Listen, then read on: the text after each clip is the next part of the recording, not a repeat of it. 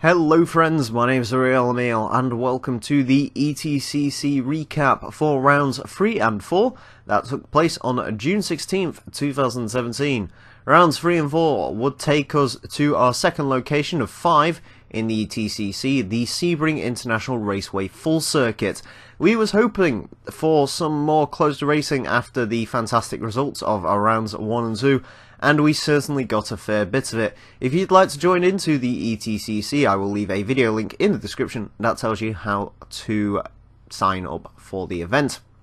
With that all being said, let's check out the starting grid for round number 3. We had on pole position EVR Invisible AK in the Elite Virtual Racing Volkswagen Scirocco, Harry K5 in the Privateer Ford Focus, HP Pinder 500 in the Pinder Racing Peugeot, Prod Forza 4 AMG in the Prod BMW, Renault GT4 in the Team SFR BMW, Racing Car GT in the Privateer Subaru Impreza, Afternoon 7 in the Team Aerodynamics Racing BMW, GBT 1996 in the Underground Racing Subaru Impreza, the Mazda debuts with DJ Yuko and Speedtrap Motorsports, Asa 9K in the Twitch Motorsports Lexus IS350, Blitz Skyline R34 in the Bay Racing Volkswagen Scirocco. I was in the Reverse Gear Auto Sport Ford Focus, and at the back of the grid, the Max Power Volkswagen Scirocco of a Microlin 100.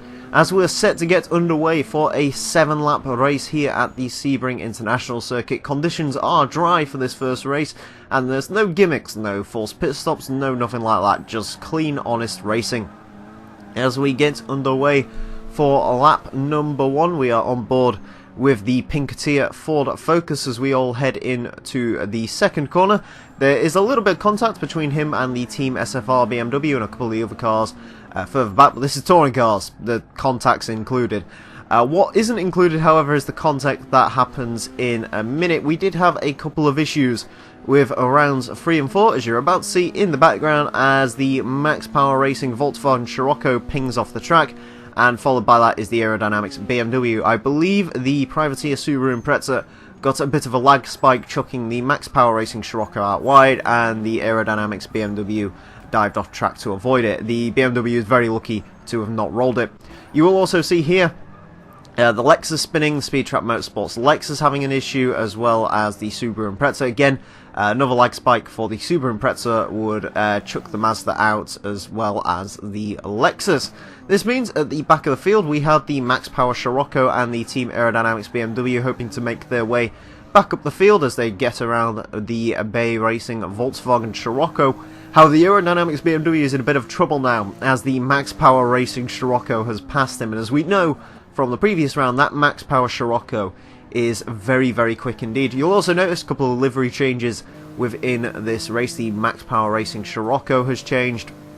The Underground Racing BMW has had some improvements. The Pinketeer Ford Focus, and I believe there's another vehicle, I'll point it out when I remember. Oh yeah, the Pinder Racing Peugeot has also had some minor tweaks to its livery, although nothing major. The Aerodynamics BMW would get that corner a little bit wrong, allowing the Bay Racing Volkswagen Scirocco to catch back up to him.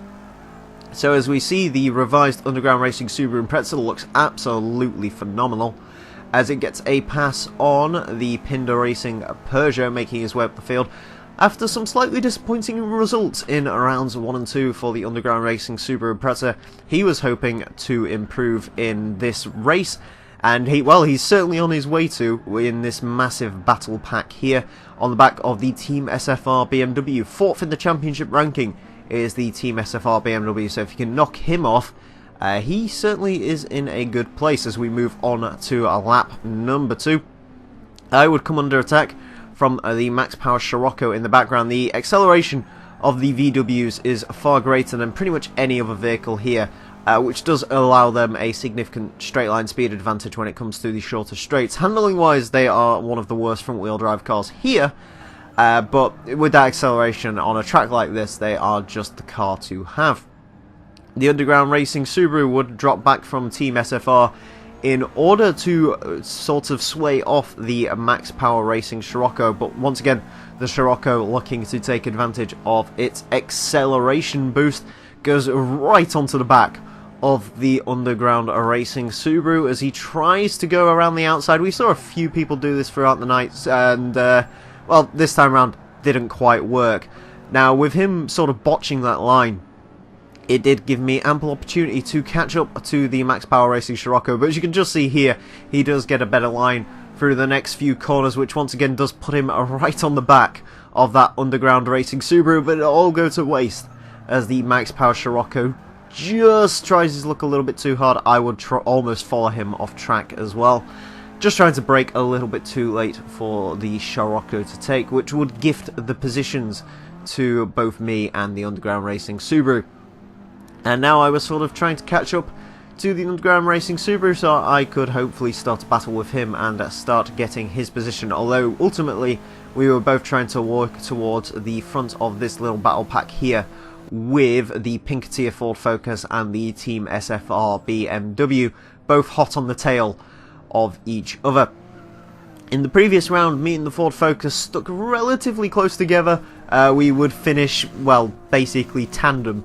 But this time round, the Pinketeer certainly knew Sebring a little bit better than I did, as he was vying for positions with the SFR BMW. The BMW would have a bit of an issue, considering straight line speed wise the Ford Focus is one of the better cars here, especially sort of top end speed. They are one of the best vehicles here. Give them a long enough straight and they will even dominate the Volkswagens. The BMW on the other hand, not one of the quickest.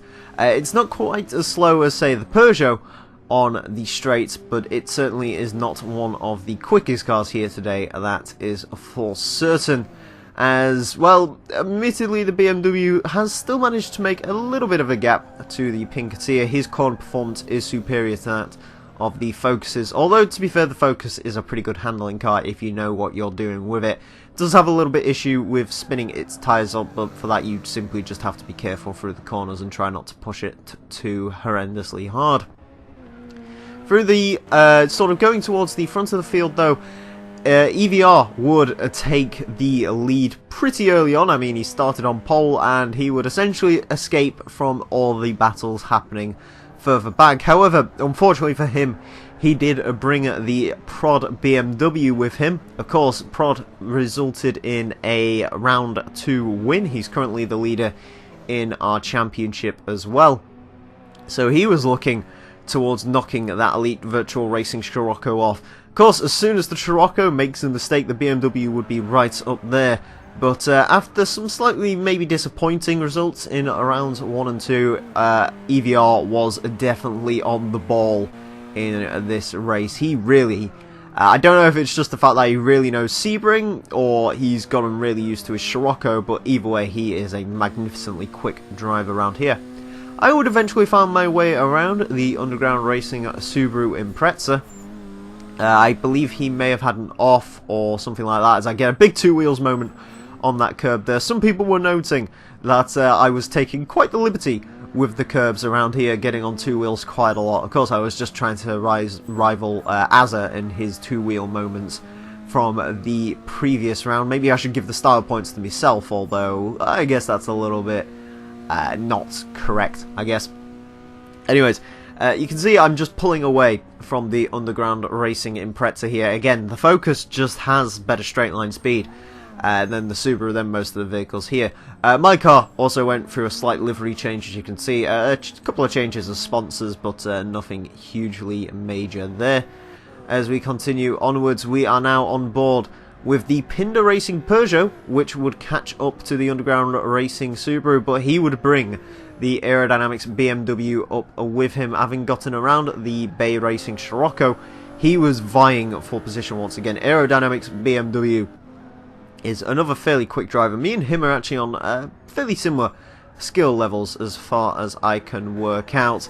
And he was just simply trying to get around this the Pinder Racing Peugeot, who actually put in a very, very good performance here in round number 3, hoping to get himself some points, and some points for Peugeot, considering the other Peugeot driver is unfortunately absent within this race. The Aerodynamics BMW is right on the tail of the Peugeot. Between the BMW and the Peugeot, I'm not actually sure which one is quicker in a straight line. I believe it is the BMW slightly, as the BMW tries to go up the inside, but simply takes too much speed through there, and well, will drop positions to the Bay Racing Scirocco once again, who as well, he put up a pretty darn good performance in this race. The Pinder Racing Peugeot would quickly make his way up the field. A little bit of a lock-up into that corner there would be a little bit of an issue, but not enough for any of the other cars to catch him as he's getting right on the tail of the Underground Racing Subaru. You'll see some smoke up in the distance. That was me. I had some slight issues around this course, and that corner would keep being my downfall. I simply took a little bit too much onto the curb and went on the dirt and simply could not stop the car, gifting everyone a free position. The Max Power Racing Scirocco would certainly win my award for most improved driver, I guess. He managed to make his way from last in the field to battling with this Team SFR BMW. He was certainly getting through the field, just dispatching of the lower ranking drivers, and an absolutely impressive, incredible drive from the Max Power Racing Scirocco, of course, as we would expect from him, considering he is vying for the championship lead currently. The Team SFR BMW would try to not let him escape without a fight, but simply the acceleration of the Sciroccos down the straights, the BMWs cannot deal with that. Through the corners though, the BMWs are quicker, and Sebring is a little bit more of a rear-wheel drive circuit than most. He's right back on the tail of the Max Power Racing Scirocco, but will he be able to make a move? I guess we'll have to join this battle later on to find out. Again, the Max Power Racing Scirocco now repping a Skittles livery. Hopefully he's going to keep changing the sweets on the side of his car up every single round. That will be rather amusing. The Aerodynamics BMW would once again be on the tail of the Pinder Racing Peugeot, as you can see me in the background battling with the Bay Racing Volkswagen Scirocco. Yeah, after my fallback, I would fall behind these guys. I believe that was the battle for 9th I was having with the Bay Racing Scirocco. Once again, the Aerodynamics BMW are looking to get around that Pinder Racing Peugeot. And, well, diving into this corner once again, will he make any mistakes here? The Pinder Racing Peugeot locked up slightly. That is a much cleaner line through the 180 turn here, as he's looking to make his way back up. You will see though, through the sort of few corners here, I would get some pretty good lines, and I would start steering right at the back of that Aerodynamics BMW, sort of trying to find my own way around from him. Yeah, the Pinder Racing Peugeot is starting to make his way up the field, but I get an exceptional line through that corner, and now the Aerodynamics BMW sort of has to go into a bit of a mode where he's trying to chase the Pinder Racing Peugeot, but always keeping an eye on his rear view mirror for my focus. Unfortunately, I would run a little bit wide there, meaning that he's sort of in a halfway house here. But nevertheless, the Aerodynamics BMW is not fazed by this situation. He doesn't let the stress overwhelm him. He simply just carries on chasing that Pinder Racing Peugeot, hoping that he would make a mistake. Joining the leader once again, the EVR Scirocco would start making up some serious room from the Prod BMW. While the Prod BMW was always behind him, the Scirocco's straight line speed would pay dividends here, and he would just keep clearing that BMW out every single time he would get close to him. The EVR Scirocco, once again, a pretty incredible race from him.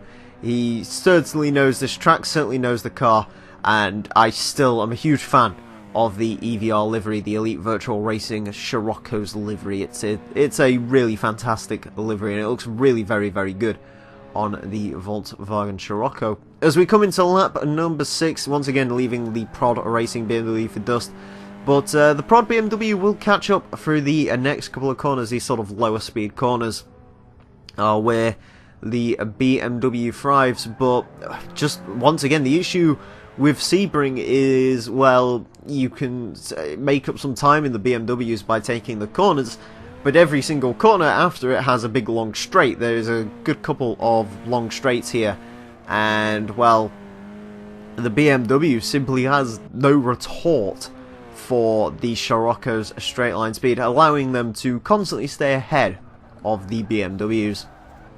Speaking of BMWs, we once again join the Aerodynamics BMW, as I had managed to catch up to the back of it thanks to a couple of straights and some pretty consistent lines through the first few corners. As you can see right there, my Focus just has more straight line speed than the BMW. I managed to go around the outside of him. Unfortunately, that does put me on the outside for the 180 corner, and we would have a bit of a bump here. I would end up trying to take the line. He kept stretching across me, and I ended up tapping his rear end. I decided to quickly hop on the brakes. I just didn't want to spin him out, trying to do the courteous thing there. But this battle would continue on despite me getting the place from the BMW. I would make a slight cock up into this corner, just jumping on the brakes a little bit too early. The BMW was well prepared for that, and once again, he was right on my tail with that boost and ethanol Scirocco right behind him as well. I was kind of hoping to take a few conservative lines through these corners and maybe push the aerodynamics BMW into defending from the Bay Racing Scirocco. Unfortunately, my plan for that didn't quite work, and all I was doing was really losing ground to the Pinder Racing Peugeot, so I decided once again to stick my foot in it and, well, just chase after him. But I couldn't do it all the way because, once again, I just kept having to check my rear view mirror for that Team Aerodynamics BMW. Again, as I mentioned earlier on, as far as driver skills are concerned, we are pretty similar matched between me and the Aerodynamics BMW. You can see, though, my Focus just having the straight line speed there, just managing to pull away from the BMW there. But yeah, this was a pretty darn exciting battle, to say the least, I was having here. Very enjoyable racing between me and the BMW. Once again, though, the Bay Racing Scirocco is staying behind. Admittedly, we are starting to lose him a little bit, but he is always there, always ready to capitalise should we make a mistake. As you can see, the Pinder Racing Peugeot starting to lose us. However, it was not all good battles. The Twitch Motorsports Lexus, having had some issues earlier on in the race, decided he would try to win style points of the night by going for a spot of drifting. And, well, sir, I certainly approve of your drifting abilities. The Lexus, being rear-wheel drive, probably one of the better drift cars here, I would imagine, as he puts on a lovely, lovely drifting display. However, all the style points in the world cannot save him from the inevitable fact that it would be the EVR Scirocco that would go ahead and take the victory. You can see the Mazda there. Unfortunately, he would have to disconnect his controller batteries. Died, the Mazda having some reliability issues in its debut round. But nevertheless, that would not phase the Elite Virtual Racing Scirocco, driving a very consistent, very excellent race, managing to keep that prod BMW just further and further behind him. And yeah, an absolutely solid finish from him. Congratulations to you, sir. You are the winner of round number 3. As you can see, the Lexus there, the previously drifting Lexus, just keeping out of the way as he goes for another drift in the background. It would be a very good result for the Pinder Racing Peugeot, who would eventually lose some, or would eventually keep losing that Aerodynamics BMW. I would make that same mistake again on the last lap, which would gift him the position, and I had to battle with the Scirocco further back. But a very good race from the Pinder Racing Peugeot, just kept consistent, and he ended up walking away with a pretty good position, giving him some pretty good points in the drivers' rankings. I still think the Peugeot is one of the better cars here, one of the unsung heroes, and it's very nice to see it gaining points, despite the other Peugeot driver not being available. He did say to Pinder, go out there and grab some points for the Peugeot, and hopefully he is proud of the progress the Pinder Racing Peugeot made. On to the leaderboard for round number 3 then, and it is EVR Invisible AK, who would walk away with position 1, racing a very good race. The Prod Racing BMW, though, wouldn't be too far behind him, just 4 seconds behind. Michael in 100 would get my drive of the day reward, going from last place all the way up to 3rd, also getting quickest lap. Congratulations to you, sir. Rhino GT4 would come in 4th place, with Harry K5 just 6 seconds behind him. There'd be a little bit of a gap between him and Jimmy T 1996, who came along in 6th place, which is a very good result for him. In 7th place, HP Pinder with the Peugeot, leading behind to the Aerodynamics BMW of Afternoon 7, who would go into 8th place. I would have a very rubbish drive thanks to my 2 cock-ups, ending up in 9th place with the Blitz Skyline R34 in the Boost and Ethanol Racing Scirocco, a fair bit behind me, as a 9K would eventually finish the race after his drifting rampage, so that's good. And we would have 2 DNFs, a Racing Heart GT cutting out due to lag issues, and the Mazda, as previously mentioned, would have some reliability issues in this race, which is a little bit unfortunate considering it was the debut of that Mazda. Round 4, however, would be a very different beast. As we take a look at the starting grid, it will be Afternoon 7 of the Aerodynamics BMW starting us on pole. Harry K5 in the pink Tia, Ford Focus in second.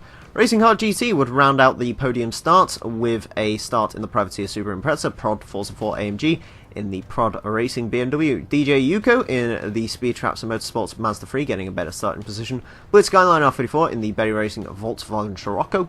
Jimmy T 1996 in the Underground Racing Subaru Impreza, back from HP Pinder in the Peugeot 308 of Pinder Racing. As a 9K in the Twitch Motorsports Lexus IS350, Team SFR's Rhino GT4 starting in 10th place. Our leader from the first race, Elite Virtual Racing, would start in 11th. The Reverse Gear Autosport Ford Focus and Me would start in 12th. And a very unfortunate day for the Max Power Racing Scirocco, who would once again start in last place here. So as you can see, in this race, conditions are very, very wet. The race length was reduced down to 6 laps due to this, and racing in the wet does pose some very, very interesting situations. First of all, you have the mist coming from the cars, which makes it extremely hard to see. Second of all, you have these big-ass puddles, which as soon as you hit those, your car will aquaplane, as the Lexus further back was finding out. There would be some issues within this first lap, although not as many as on the previous lap. We would see 2 retirees in this race, as a 9K would eventually drop out due to issues with his Lexus, and HP Pinder, well, his track wouldn't load on his screen, which is a bit of an interesting bug. Unfortunately, that would rule Peugeot out of gaining any more points within round number 4. The Speed Traps Motorsports Mazda, which we're currently on board with, would make a pretty good getaway within this first lap. Well, he was dropping positions a little bit. Situations like this were helping him out. There was a little bit of confusion going into the 180 turn, the Underground Racing Super Impreza coming worse off. I would bump into the back of the Max Power Racing Scirocco, but that would pose my car no real issues as he goes off the track here. People trying to figure out interesting ways to avoid the puddles here, because they are pretty much always on the racing lines that you will need. I would find myself in a pretty good place on this first lap, a wedge between the Privateer Subaru Impreza and the Prod Racing BMW. Now, this race does work in my favour a little bit more. I am pretty good at wet track racing here on Forza Motorsport 6, and I was hoping to take advantage of that. While I don't know exactly where each of the puddles is on Sebring, I do have a rough idea, and once again, I am pretty good when it comes to rain driving here. The Team SFR BMW would go out very wide. The Elite Virtual Racing Scirocco, though, somehow, not quite sure how, would work his way up towards the lead on this first lap, however, coming from 11th to 1st within the first lap, so maybe he gets a Drive of the Day reward, because, yeah, that is pretty darn incredible going. I would once again find myself in a battle pack, this time battling with my old rival from rounds 1 and 2, the Team SFR BMW. The Max Power Racing Scirocco would start looking to go around the outside of me, though. As I take a little bit of a wide line, though, he can't quite do that. The Prod BMW almost putting him behind him. Of course, the rear-wheel drive cars are the ones most likely to have issues here on this track, because, well, as soon as they lose traction, the rear end will start hanging out. Whereas in the front-wheel drive cars, the most you'll get is a slight bit of understeer. Me trying to find my way around the Team SFR BMW, I would eventually do it, giving him a little bit of a push. Admittedly, I think he was going a little bit wide on his own. I don't think that was due to my contact.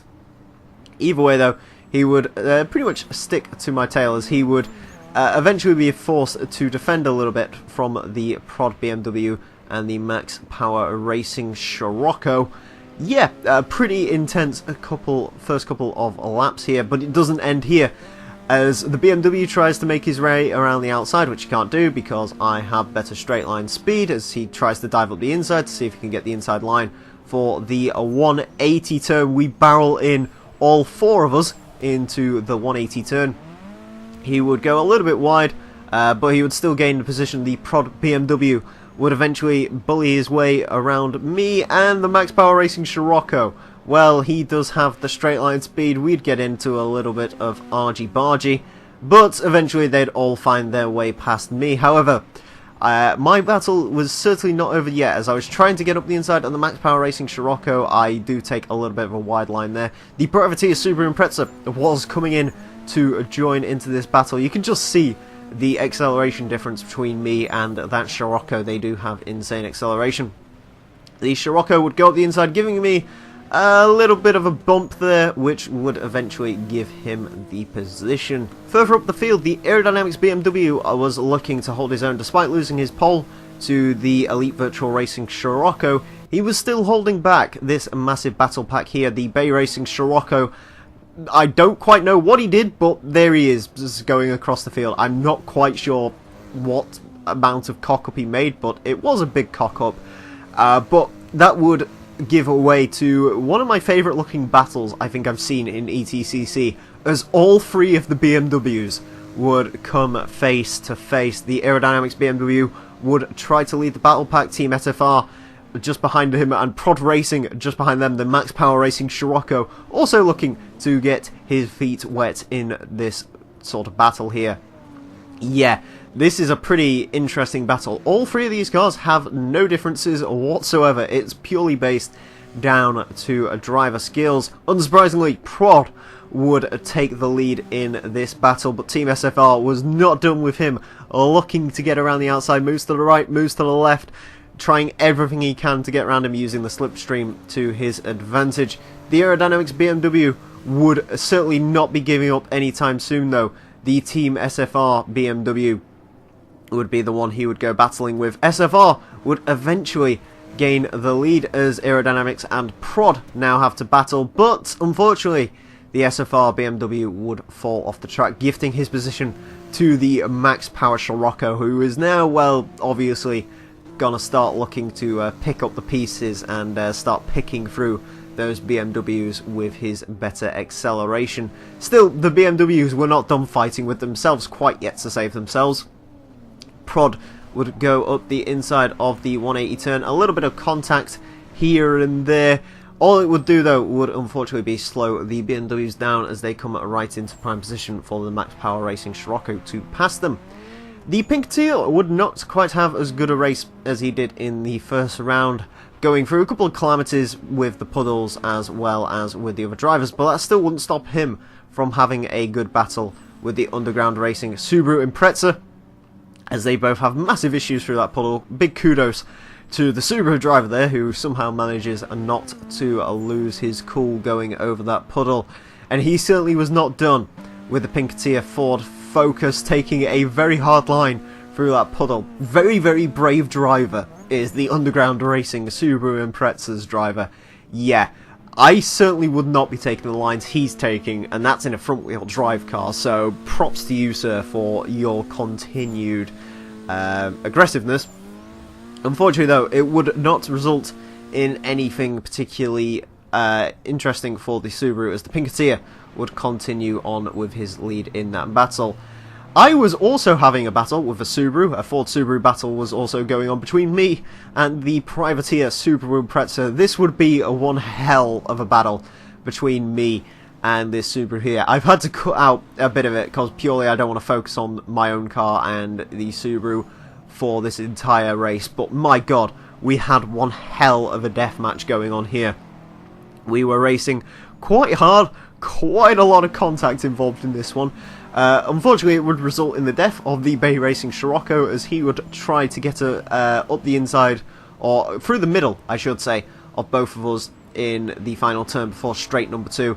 and, well, basically he would get scissored between both cars and come off a lot worse. Racing Hard GT in the Impreza would get a much better run through that final corner, allowing him through my Focus, but I'm not giving away that position just yet. Try to dive to the inside of the Subaru.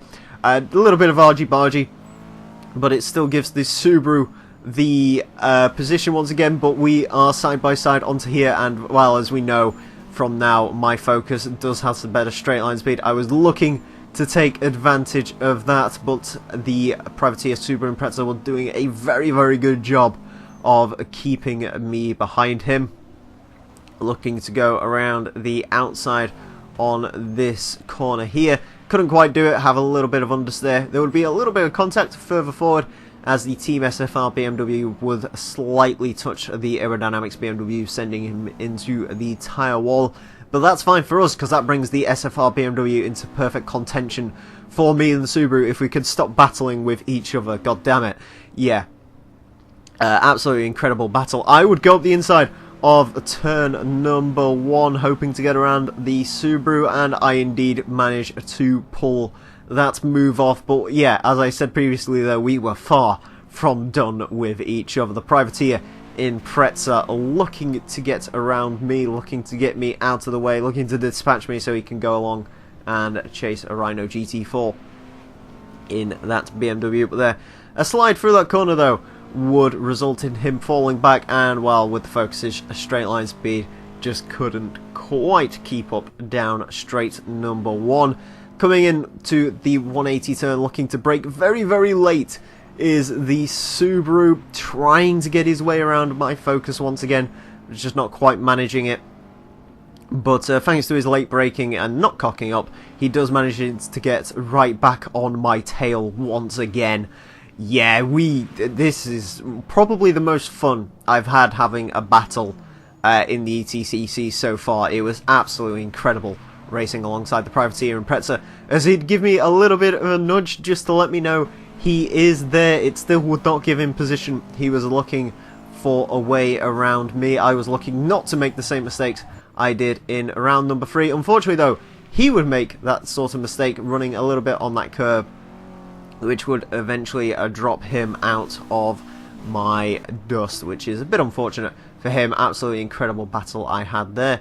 The Aerodynamics BMW, a car which we've focused on quite a lot, as he seems to be getting himself in some pretty good battles, would battle with the Pinketeer Ford Focus after his incident with the tyre wall. Yeah, the Pinketeer seemed to be the car you'd battle with if you happen to make a mistake in this round, and that certainly wasn't a bad thing. Made for some very interesting racing, kept things very alive for him, and yeah, but eventually it would be the Aerodynamics BMW that would try to gain the advantage from the Pinketeer Ford Focus. You can see the laggy car of HP Pinder once again. He did have to drop out due to a technical issue on his end of his track not loading, and the replay glitched out and basically left his car there. So if you see sparks flying from that car, there's no contact there whatsoever. It's not affecting the cars at all, but he is laying stranded there. Now, with that battling, the Pinketeer had opened himself up slightly to the car running behind him. I believe it was the Bay Racing Volkswagen Scirocco or the Speed Trap Mazda behind him. Not quite sure which one it would be. But he'd end up opening himself up to that, as the Aerodynamics BMW would look to make a getaway and not crash into the tyre wall. While he was looking for a getaway, the Pinketeer was hot on his heels. Once again, the Focus just having the best sort of top end speed of both of those cars. But the BMW would keep hold of his position. The Prod BMW would eventually make his way from any form of battle pack. Still ended up in second place though, and that Max Power Racing Scirocco was looking to take advantage of Prod's earlier battling, as he would start showing up and giving the Prod car some issues, as he did in round number 2 when these two guys were pretty close to each other. Sort of keeping an eye on each other, making sure neither made a big mistake. Yeah, it was a pretty spread out race for lap number 5, as people would start having their own incidents, and it became a little bit of a spread out race towards the end. While I do say spread out though, all the cars were pretty much within sight of each other. They all knew roughly where each other was, and well, that did mean if anyone did happen to make a little bit of an issue, take a puddle too fast, clip a curb, so on and so forth, the other car would be right behind them ready to pounce. But yeah, the EVR Scirocco would once again start making a little bit of a ways away from the prod BMW, as he would have to put his hammer down. Keep an eye in that rear view mirror for that max power Scirocco. As we join up with the Pinketeer once again, he found his way behind the aerodynamics BMW once again, despite it seeming like he was going to leave him for dust a little bit. The BMW would end up making one or two slight mistakes, which would allow the Pinketeer to catch up to him. And, well, we see another one of these battles. Pinketeer a little bit closer this time than he was on the previous straight back there, as the aerodynamics BMW does run a little bit wide, and once again, he gets into that tyre wall. You see what I mean about me and the aerodynamics BMW being very equal drivers? Apparently, we can both make the same cock-ups twice in a row. Now, while that may have seemed bad, once again, on board with the aerodynamics BMW, he managed to find the underground racing Subaru, who was a little bit behind, but he managed to find the aerodynamics BMW after that tyre wall crash. Meaning that, yeah, these two were in a pretty good battle once again. Yeah, the Subaru, better handling of the two cars. Well, actually no, the the Subaru is the more well-rounded of the cars. It does have slightly better top speed than the BMW at the cost of slightly worse handling. The Subaru really is a very good all-round rear-wheel drive car. But the aerodynamics BMW somehow would end up slightly escaping the Subaru. Maybe he got a better run onto that corner or something, I'm not quite sure. On lap number 6 though, once again, our winner would be EVR Invisible AK, driving another superb race. He may have had a slight bit of a slip up though on that last lap, as you can actually see the prod BMW coming into view, and just behind him is the max power Scirocco. They're about 3 seconds spread out from each other, but yeah, very good, very clean, very consistent race from the Elite Virtual Racing Scirocco. He hasn't even picked up an ounce of damage. He just made his way to the front, stayed there, stayed consistent, and once again he does walk away with the crown, becoming the first person to ever win 2 rounds in the ETCC, which will help his championship rankings considerably, one would imagine. Yeah, very good drive from you, sir. Whether you'll be able to pull out the same on rounds 5 and 6 remains to be seen. Further back though, we were not entirely done. I would have a better race than in race number 3, as I would go on to finish in 5th place. Well, Team SFR's BMW may have ghosted me a little bit. I was starting to ghost away from the Privateer and Impreza, being about 4 seconds behind me towards the end. Still, yeah, props to Racing Heart GT for an absolutely fantastic battle. And yeah, probably my favourite battle so far. The Mazda would score his first point here in the ETCC, getting himself on the board in the manufacturer's rankings, coming in 10th place, with the Boost and Ethanol Scirocco having some issues further back. Once again, heading to the leaderboard for round number 4, and as previously mentioned, EVR Invisible AK would take pole position with his Volkswagen Scirocco. Just behind from him was Prod Forza 4 AMG coming in 2nd place, who was about 3 seconds behind him, and 3 seconds behind him was Michelin 100 in the Max Power Racing Scirocco. All of those drivers put up a very good performance, with Prod Forza 4 actually gaining the fastest lap of the race, which is a change from Michelin usually taking it. Renault GT4 would come in 4th position, and 10 seconds behind from him was me in my Ford Focus, racing a pretty good race. Racing Heart GT would be 3 seconds behind me, coming in 6th place. Again, thanks for the incredible battle, and yeah, a very good finishing position from him. Harry K5 in the Pinketeer would end up finishing 7th, with Jimmy T being behind him in 8th. Not quite sure what happened to Jimmy. Don't know if he got involved in an accident on his own or something. Afternoon 7 would eventually finish his slightly disappointing race in 9th. Yeah, just a few too many accidents would unfortunately drop him behind. DJ Yuko would gain their first point for the championship in the Mazda 3, coming into 10th, with Blitz Skyline R34 finishing in 11th. As mentioned previously, Asa 9K and HP Pinder did drop out of the race due to their own issues.